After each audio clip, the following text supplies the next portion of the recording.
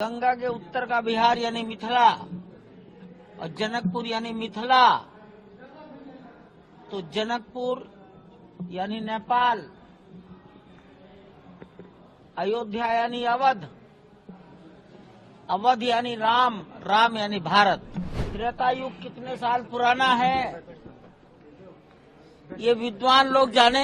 मैं तो इतना ही जानता हूं कि राम जिस काल में पैदा हुए, जानकी जी जिस काल में जन्म लिए, महाराजा दशरथ और महाराजा जनक का काल वो त्रेता युग है। वाल्मीकि त्रेता युग में हुए, उसकी आयु मैं नहीं जानता। भगवान शंकर को अपना आराध्य और अपना पिता मानते हैं। राम के लिए उपहार आया है, क्या क्या उपहार में? नेपाल, मिथिला और अवध। अवध का अर्थ भारत, जनकपुर और वीरगंज का मतलब नेपाल, बिहार, गंगा के उत्तर का बिहार यानी मिथिला और जनकपुर यानी मिथिला, तो जनकपुर यानी नेपाल,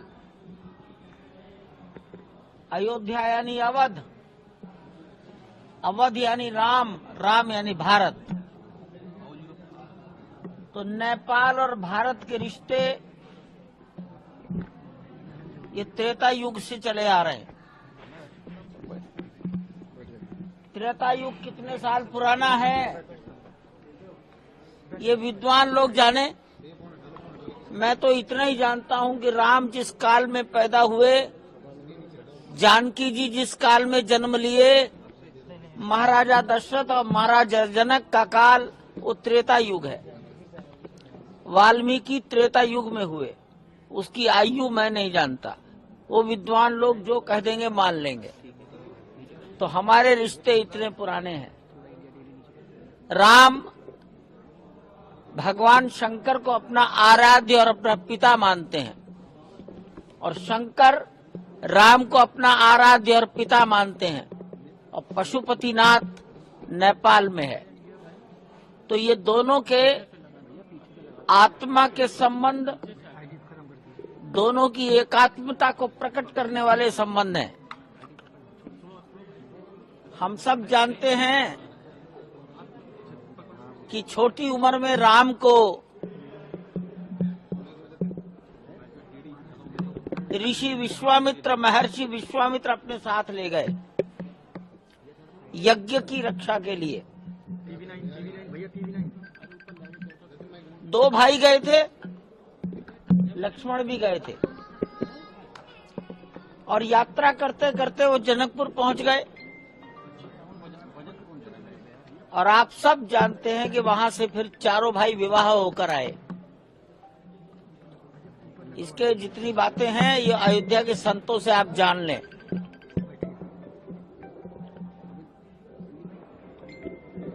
तो विवाह में लड़की का घर लड़के के घर को कुछ भेंट देता है। मिथिला में उसी को भार कहा जाता है।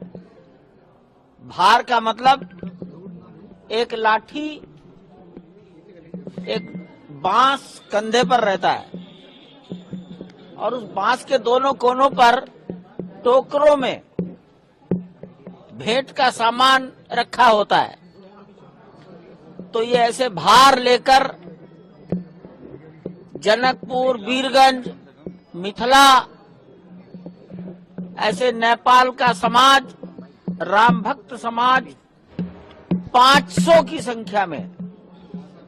मेरे लिए बड़ी आश्चर्य की बात थी, इतनी बड़ी संख्या कैसे आई। आज सवेरे शायद 4 बजे आए हैं, 2 बजे। तो रात के 12 बजे के बाद से आना शुरू हुए, सवेरे 4 बजे तक आते रहे। ये भगवान के लिए, राम के लिए, कन्या पक्ष के लोग वर पक्ष के लिए अपने भार लाए हैं। भार यानी भेंट, भार यानी उपहार,